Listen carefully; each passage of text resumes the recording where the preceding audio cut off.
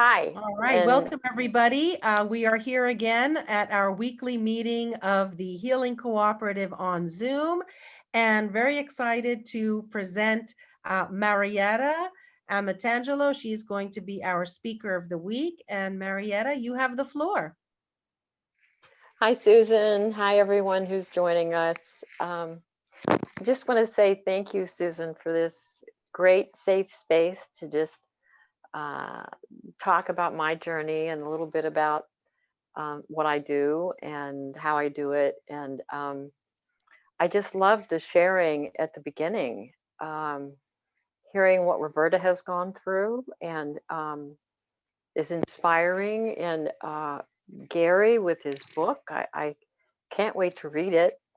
And I've always been interested in shamanic journeys and definitely want to get in touch with Gary after this is done. But what I want to do is I'd like to start with a meditation that was taught to me by an ancestor of um, one of my clients while I was actually doing a reading for him. And the meditation was actually for him from his grandfather, um, and it was okay for me to use it. And I find that when I use that, it's very centering, it's very balancing. It aligns the chakras, and it kind of brings you back to your own core. So I'd like to, and it's very different than what you just did, Susan. So definitely will not be repetition. So what I'd like to do is just have everyone close their eyes and sit up straight, spine straight, and take a few deep breaths. And in your mind's eye, I would like you to imagine out in front of you a candle, a lit candle with a flame. And what we're going to do is we're going to connect the chakras to that flame. And in the end, it will form a sideways triangle, and all chakras will be connected with the ground and Mother Earth. So I want you to start at your eighth chakra. The chakra is just a few inches above your head, and sometimes called the star chakra. And it connects us to messages from our higher self. And I want you to take that point of the eighth chakra and draw a line from there, along with a line from the seventh chakra, the crown chakra, and send it to the candle and connect it at the flickering flame. Then I want you to move down to the seventh chakra and draw a line from the seventh chakra and the sixth chakra, and draw those lines out to the flickering light again. And each line from each chakra forms a mini triangle. And as the triangles form, the color of that chakra fills in that small triangle. So I want you to go from the sixth chakra, the seventh chakra to the sixth chakra. And we just did that, excuse me. Draw a line from the sixth chakra to the fifth chakra, two lines directly to the flickering light, forming a triangle. And move from the fifth chakra to the fourth chakra, two lines going out from each, coming to the center point of the flickering flame, forming a triangle. And the fourth chakra to the third chakra, two lines from those chakras going straight forward to the flickering flame, again, forming a small triangle. From the third chakra to the second chakra, lines from each chakra shooting forward, going forward and attaching to the flickering flame and filling up with the color. And the second chakra to the first chakra, lines going from there, shooting out to the flickering flame, attaching and filling the color of that triangle.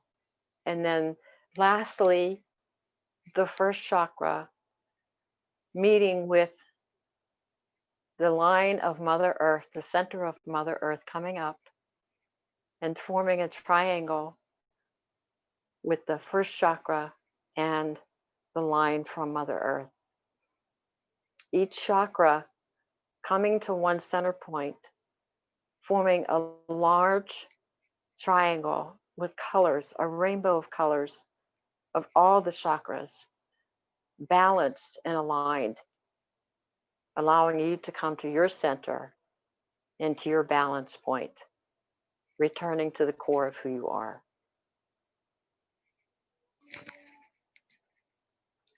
Okay, I hope that was as good for you as it was for me. All right, so I titled this talk Science and Spirit, Intuition and Knowledge because I really feel like, I was educated as a registered dietitian, and which is all Western medicine. And I thought the best thing to do would be to, get a master's and go for it. So I did it. And for 15 years, I worked as a Western medicine dietitian. And I thought I was helping people to get well, be well, and avoid other illnesses. And learned along the way that all I was doing was sick care and not preventative medicine. And I had to think inside a box. And I'm definitely not an inside a box person. I'm an outside a box person, so I never really fit in. And what I learned is that health and healing is a lifelong journey. And if it's done right, and if it's done looking at all different aspects of who the person is, it can actually transform a person's journey. So I look at what I do as being a guide, if you will, or a facilitator to someone on their health journey, and trying to work with deep restoration for them so that they can find a new beginning. And again, that doesn't mean just, dealing with the symptoms. And one of the things I want to say is that everybody has their journey, and everybody's journey is different. And my journey drove me into places of darkness. And I had to be willing to look at those places of darkness. And I'm sure that everybody on this call knows what I'm talking about. And through looking at those areas of darkness, we find our gifts. We find out what moves us forward, what can help us help other individuals, and sometimes gain our purpose from it. And for me, I had a number of instances in my life that I'll talk a little bit about later. But for me, my journey was not overnight, unfortunately. I did not have an aha moment.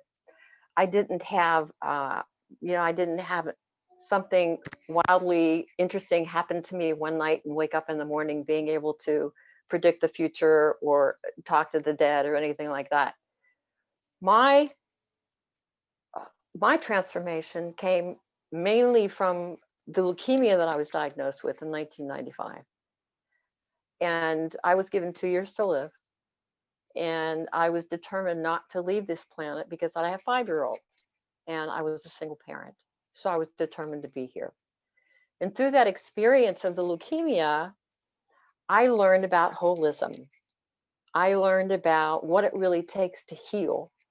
And I learned about the difference between healing and curing, which are not the same thing. Healing takes in, as I said earlier, all aspects of the human being. Curing is a matter of, again, dealing with the symptoms, an organ system, taking some pills or chemotherapy or whatever. And you can take chemotherapy. I'm just going to use that as an example because that's what I went through. You can use chemotherapy and be cured and not healed. And you can use chemotherapy and be healed and still pass on. So going back to being a registered dietitian, one of the reasons that I believe I came down with leukemia, which is in the blood and is your life force, and that carries your energy, right? Western medicine really threw me off balance. Um, it's not what I was about. It's all about disease and diagnosis. And I was about healing and helping. And as I worked as a dietitian, I didn't know it at the time, but it was killing my soul. And so since about 2000, which was, I was on chemotherapy for almost 4 years. So since about 2000, my whole focus has shifted from Western medicine to more complementary modalities, energy healing, using my intuition, channeling, and wellness coaching. Um, I really have never fit in.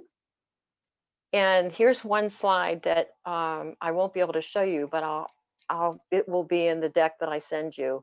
And it's what I call my dimensions of healing and all the pieces that are needed to actually heal.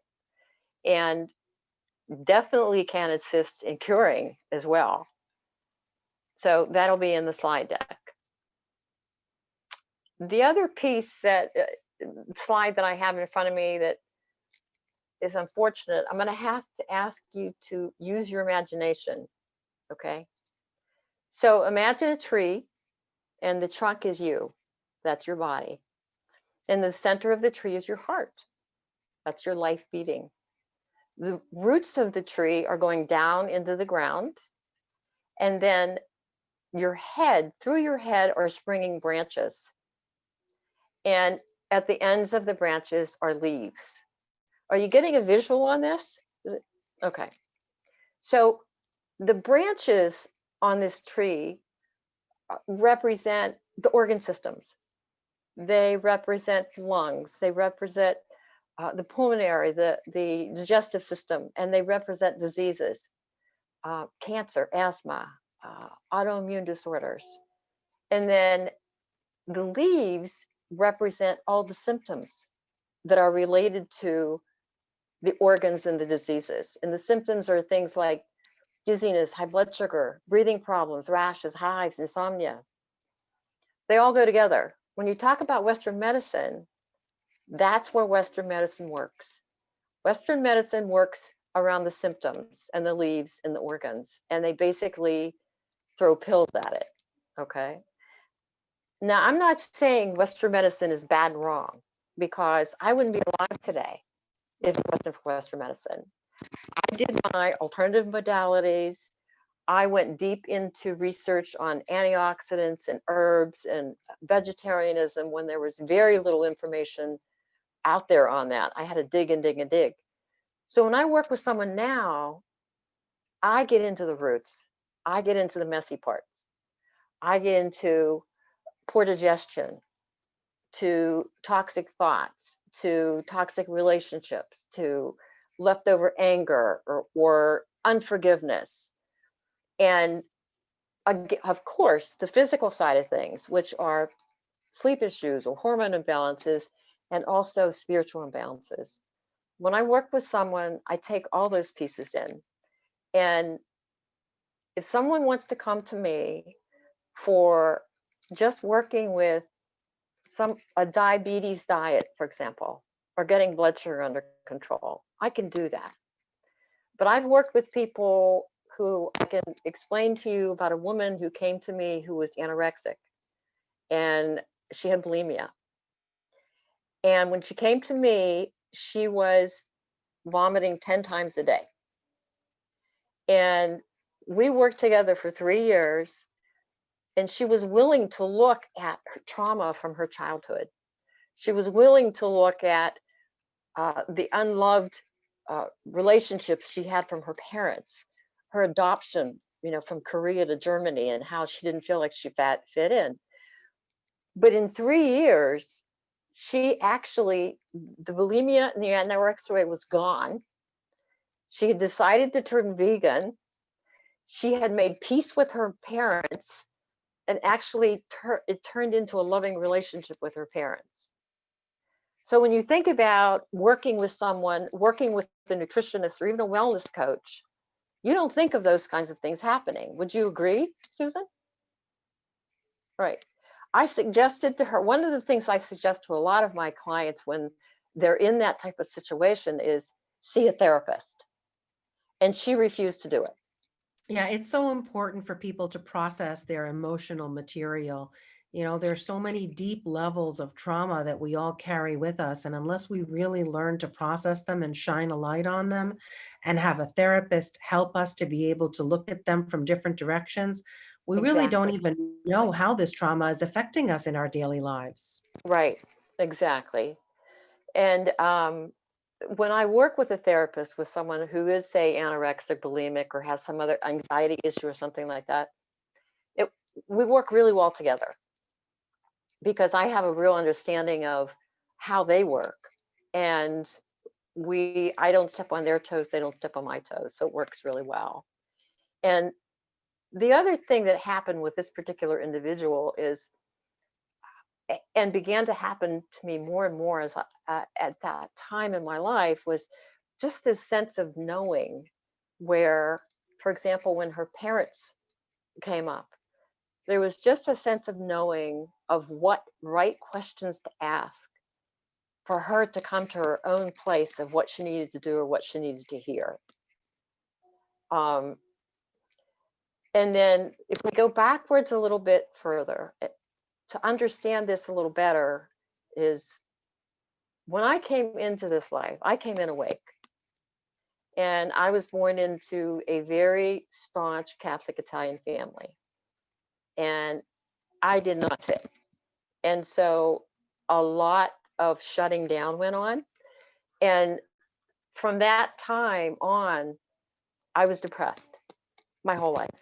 And basically, I my parents thought I was weird, my family thought I was weird, my friends thought I was weird because I would go around constantly and say, I don't belong here. I'm too sensitive for this world. Something's wrong. I shouldn't be here, over and over and over. To the point that when I was 20, I would lay on the couch when I was married and cry. I don't belong here. It was horrible. Um, and what I learned later was, as I said, that the leukemia to me, I realized, was committing slow suicide. Rather than just doing it all at one time, it was slow suicide. So the leukemia brought me to a dark night of the soul where so much happened for me. There were 4 years of studying Buddhism and Judaism and metaphysics and reincarnation and learning how to use forgiveness and learning Reiki and other modalities. At that point in time, and that's where how I became versed in so many other modalities, I did everything I could possibly get my hands on, and I had the money for as far as another modality. I did rebirthing, I did timeline studying, I did EMDR, I did TFT. I could go on and on. Because I know all these are kinds of things when I work with a client, I can recommend to them. It's like, this is what you need to do right now. Okay. I don't say it like that. I bring them to a place where they come to realization, but I have that knowledge from my own experience of what may work for them. So I feel fortunate that way. Um, so again, I came to the realization that optimal healing takes in every aspect of the human being: spiritual, physical, emotional, mental, all of it. And this is the skin suit. That's all. And it was during that time in my life when my mentors, my tribe started coming in. And I met a doctor, we call him the Wiz, who was the gentleman who was doing um, alternative medicine in the 70s, complementary functional medicine in the 70s, and everybody looked at him as a quack. And I went to him for acupuncture, and he's the first person that ever recognized me from another life. And I did not know what was going on. He looked at me and he said, "What are you doing here with me for acupuncture? You're supposed to be sitting in this chair helping me with my clients." And it just put me in knots. It was crazy. And then later on in life, I discovered that we were in Atlantis together. I had a vision while he was doing acupuncture on me, and I realized and he, when I told him, I said, we were in Atlantis together. He's like, finally. You know, took me a while. But anyway, a spiritual mentor came along, and at that time, Michael came along, because Michael is not only a friend to me, but he's been a mentor to me in many ways.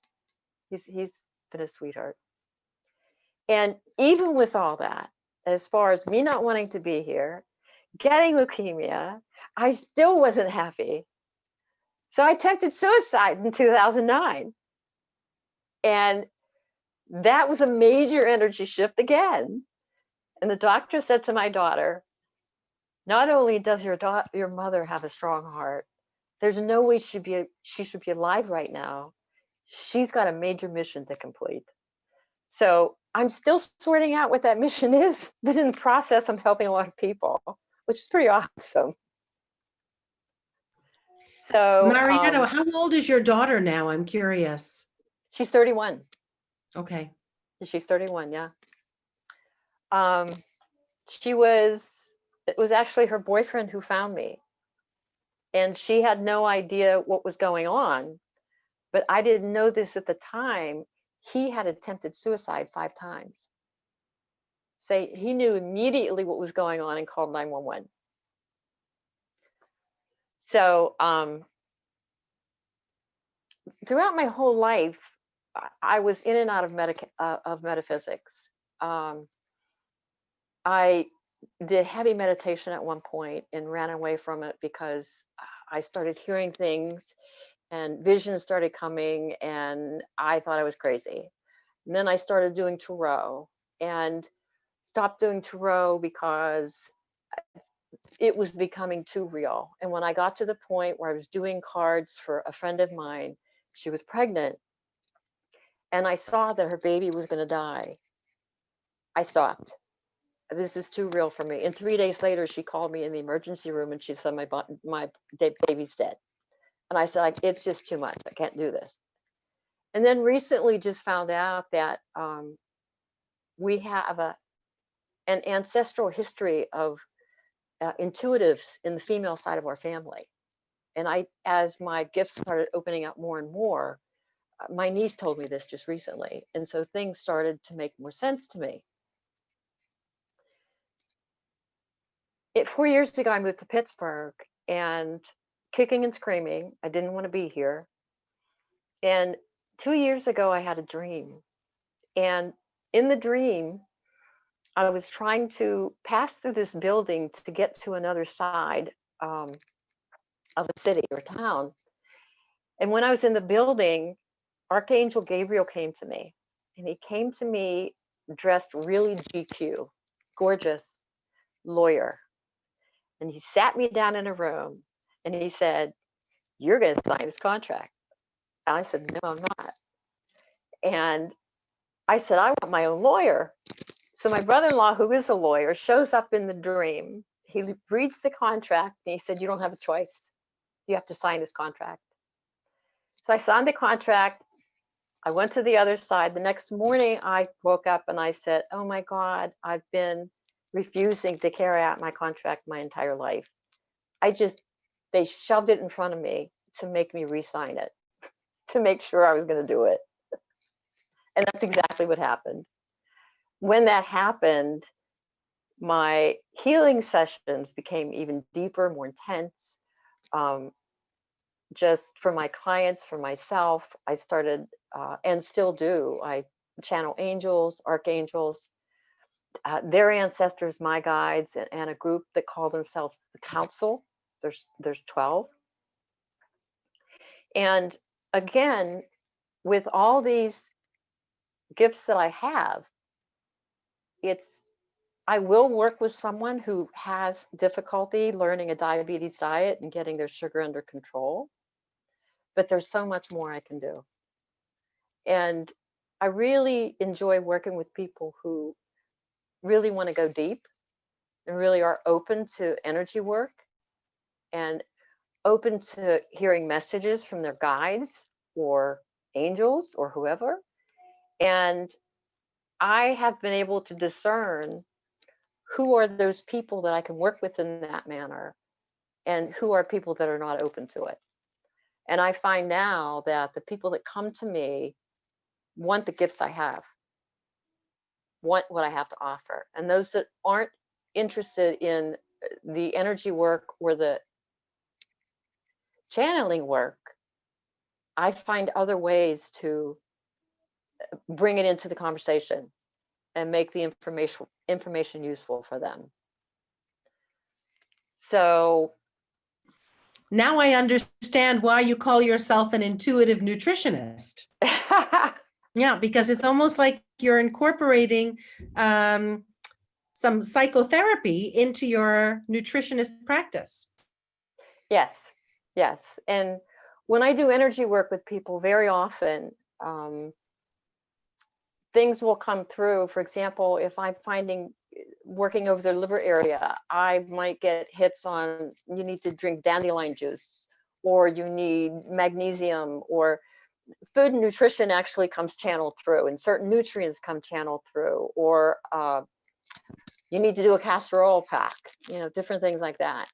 And I've seen where a client takes that information, goes and uses it, and actually sees major change, happen to them. So I feel really blessed, with the gifts I have and all the, combining them all together.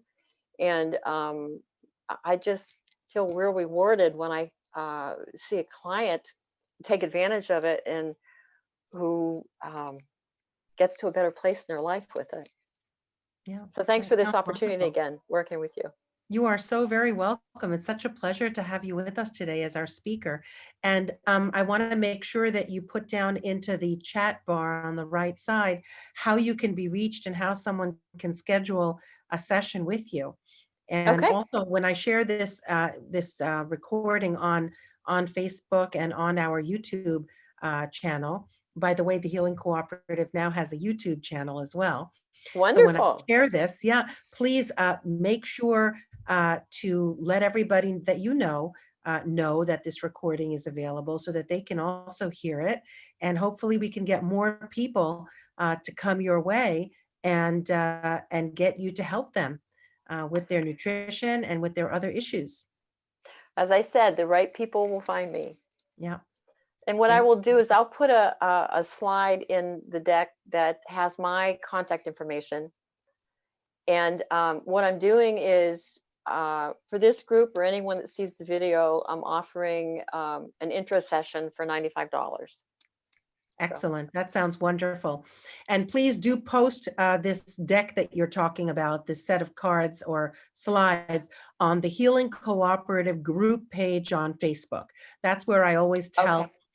tell people who are speakers with the Healing Cooperative to go to the Facebook group page. It's free advertising. And when you post over there on the Healing Cooperative group page, everybody who is a member of the group will see it. And there are several thousand people all over East Coast, all over Texas, all over Canada who will see these posts. And so that would be a great thing for you to do, to be able to share.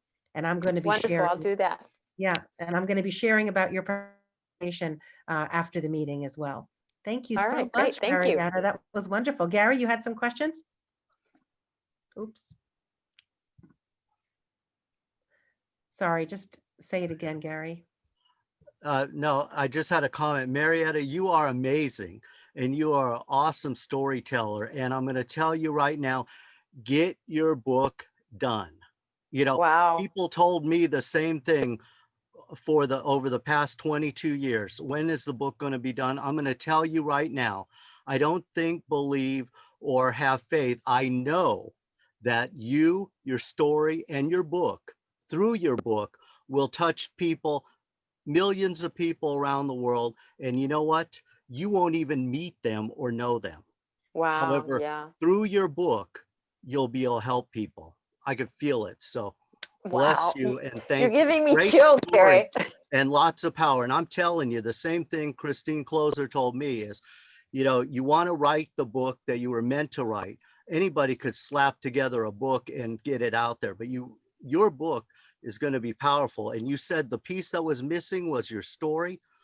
Well, I'm here to tell you, you're a heck of a great storyteller, and share your story. It comes from the heart. Wow. We could all feel it. I know they all can. So if I could Yeah. feel it and it touches and moves me, then I Wow. know for a fact that it will. So I think bless you. each of us should be writing books. I think we all Thank you need to so be able much. to write a book and document our stories, because we all have some interesting stories to tell. Thank you, Marietta, for being our speaker this week. My pleasure. It was definitely a